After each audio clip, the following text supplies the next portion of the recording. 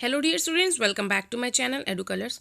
बच्चों, आज हम इस वर्कशीट में पढ़ेंगे क्लास 7 की वर्कशीट नंबर 2, जो कि 16 जुलाई को आपको करनी है। इस वर्कशीट में आज हमें मेनली पढ़ना है उपग्रह के बारे में। ठीक है, उपग्रह मतलब सैटेलाइट। तो चलिए अपने कंटेंट को हम रीड करते हैं और समझते हैं कि इस वर्कशीट में आज क्या है। जिस प्रकार सभी ग्रह सूर्य के चारों ओर चक्कर लगाते हैं, उसी प्रकार कुछ खगोलीय पिंड ग्रहों के चक्कर लगाते हैं।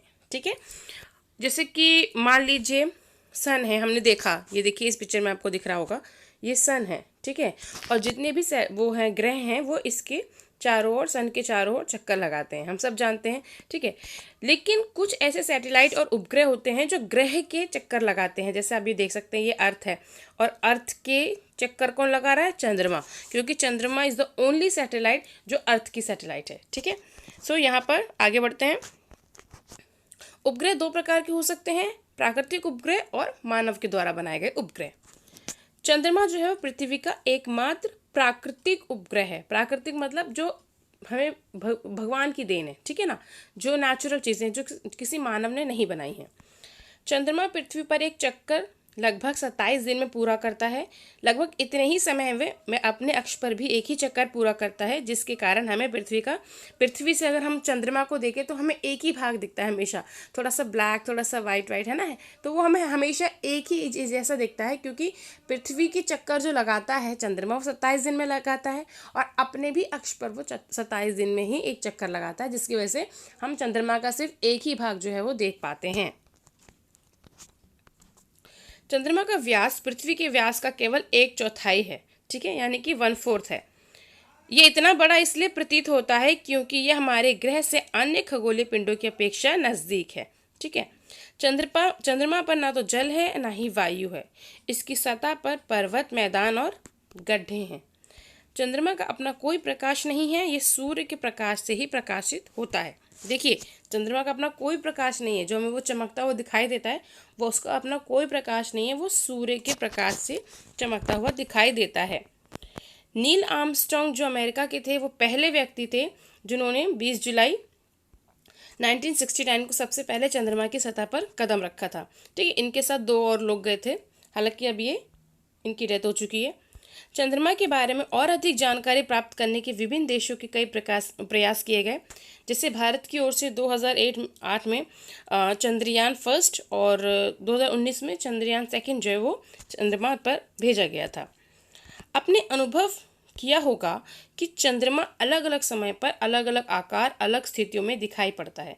ठीक है, आप 1 महीने में अगर जाके छत पर चंद्रमा की स्थिति देखेंगे तो आपको हर दिन वो थोड़ा थोड़ा घटता हुआ या बढ़ता हुआ दिखाई देता है। जिस रात आकाश में पूरा चंद्रमा दिखाई देता है, वे चंद्रमा पूर्ण चंद्रमा वाली रात या पूर्णिमा होती है। आकाश में जिस रात चंद्रमा दिखाई नहीं देता, वे नई चंद्रमा की रात्रि या अमावस्या होती है। ठीक है, दिए हुए स्थान में रात के आकाश में चंद्रमा की विभिन्न कलाओं का चित्र बनाइए। जैसे कि देखिए, ये देखिए, मान लीजिए आपको क्या करना है, आपको चंद्रमा की ड्राइंग बनानी है। पूर्णिमा वाला चंद्रमा आपको बनाना है। तो पूर्णिमा वाला चंद्रमा कैसे होगा? जिसे आपने यहाँ पर चंद्रमा को ड्रॉ कर दिया। ठीक है, अब उसके बाद आपने क्या करना है, इसके बीच में आपको ऐसे ऐसे भर देना है, क्योंकि चंद्रमा ऐसे होता है ना, पूर्णिमा वाला चंद्रमा। ठीक है ना, तो इस तरह से आपको ड्राइंग करनी है। उसके बाद आपको आज रात का चंद्रमा देखना है कि आज रात आसमान में चंद्रमा कैसा है। इस तरह से है, किस तरीके से आप जाके देखेंगे और ड्राइंग करेंगे। और अमावस्या का जो चंद्रमा होता है वो कैसा होता है? अमावस्या का चंद्रमा बिल्कुल मतलब काला होगा। ठीक है, हालांकि ये एक उससे कलर चेंज हो जा रहा है। तो अमावस्या में आप देखेंगे कि चंद्रमा जो है मतलब आपको दिखेगा ही नहीं।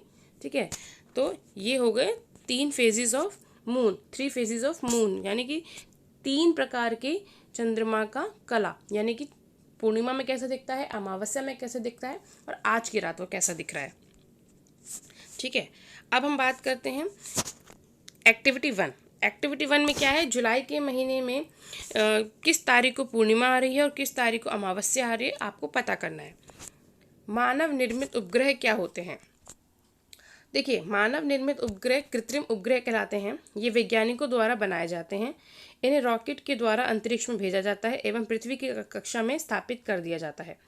इनकी सहायता से हमें ब्रह्मांड के बारे में बहुत सी जानकारी मिलती है। जैसे इन्हीं की सहायता से हम संचार माध्यमों, जीपीएस व टेलीविज़न का इस्तेमाल कर पाते हैं। अंतरिक्ष में उपस्थित कुछ भारतीय उपग्रह इनसेट, आईआरएस और एड्रेसैट इत्यादि हैं। यही भारतीय हैं। ठीक है, देखिए ये आपको सैटेलाइट दिख रहा होगा, ये कैसे जा रहा है और यहाँ पर वो आके खुल जाता है। ठीक है, इस तरह से फिर वो सैटेलाइट हो जाता है। ओके, ठीक है। अब यहाँ पर क्वेश्चन है कि दैनिक जीवन में हम कैसे कैसे मतलब जो हमारी ये जो आर्टिफिशियल सैटेलाइट्स हैं इनकी हम सहायता किस प्रकार ले सकते हैं। तो देखिए आपका आंसर यहाँ पे लिखा हुआ है कि उपग्रह की या कृत्रिम उपग्रह की सहायता से, आप यहाँ पर लिखेंगे पहले कृत्रिम उपग्रह, फिर लिखेंगे इसकी सहायता से हम संचार माध्यमों, जीपीएस व टेलीविज़न का इस्तेमाल कर सकते हैं। ठीक है, ये आपकी गतिविधि 2 का आंसर है। ओके बच्चों, यहाँ पर ही हमारी वर्कशीट जो है वो कंप्लीट होती है। आई होप आपको ये वर्कशीट अच्छी लगी होगी, समझ में आई होगी। अगर आपको वर्कशीट अच्छी लगी है, समझ में आई है, तो आगे अपने इसे फ्रेंड्स में शेयर करें, वीडियो को लाइक करें, मेरे चैनल एडू कलर्स को सब्सक्राइब करें। वीडियो देखने के लिए थैंक यू सो मच।